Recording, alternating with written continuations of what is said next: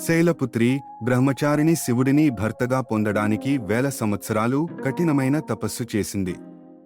చంద్రఘంట ఈమె నుదుటిపై అర్ధచంద్రాకృతిలో ఒక గంట ఉంటుంది. యుద్ధానికి సిద్ధంగా ఉండే రూపం ఇది. కు అంటే చిన్న, ఉష్మ అంటే వేడి, అండ అంటే బ్రహ్మాండం. సూర్యమండలంలో నివసించే శక్తి ఈమెకు మాత్రమే ఉంది. స్కందమాత కుమారస్వామికి తల్లి అయినందున ఈమెను స్కందమాత అంటారు. చిత్రంలో మీరు గమనిస్తే దేవి ఒడిలో 6 ముఖాల కార్తికేయుడు కూర్చుని ఉంటాడు.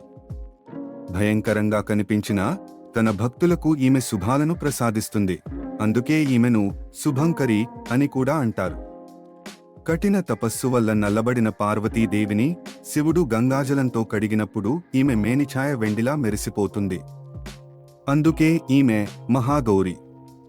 శివుడు కూడా ఈమెను పూజించే అర్ధనారీశ్వరుడు అయ్యాడని పురాణాలు చెబుతాయి.